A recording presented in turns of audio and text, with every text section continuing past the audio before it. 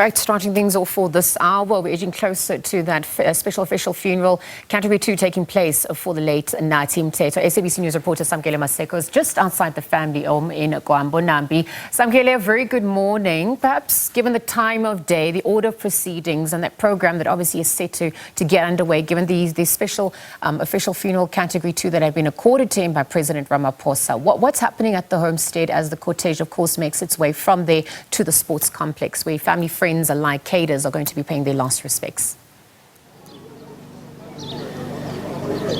Well, Liesl, at this point in time, we are inside the family home at the homestead inside the yard. We are joined by Chief Radebe, who is the convener of the Provincial Trust Team of the African National Congress.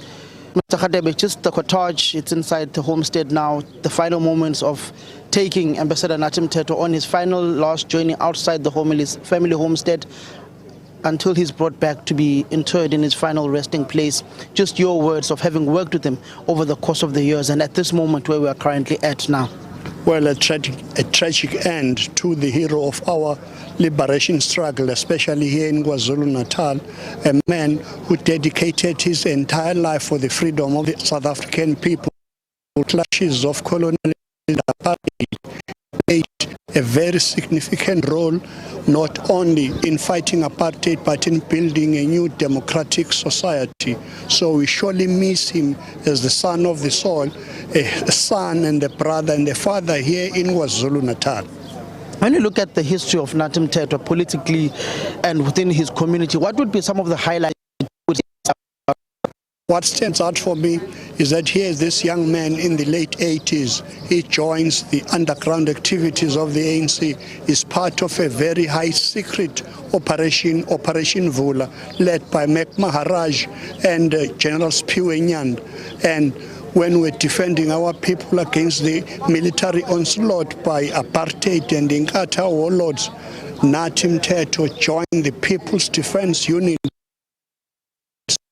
These massacres that were taking place. He was the leading cadre of the ANC Youth League under the dynamic leadership of Peter Mukaba, Lucy Kigaba and Fikile Mbalula.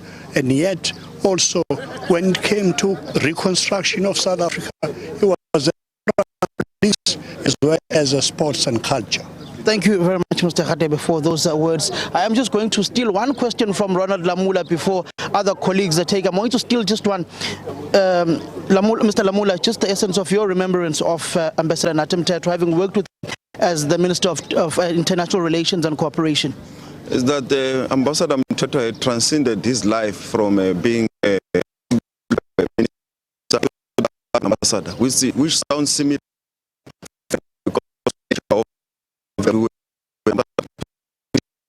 Two countries. It was deepening relations between South Africa and France, investment into South Africa, but also many other political engagements in France. He was responsible for them. And one of the last work that he did was the investment conference of the Deputy President in Paris, which was aimed to bring investment, respond to the triple challenges: unemployment, poverty, and inequality. But also, we also had what is called a political consultation, which is a structured bilateral engagement with our and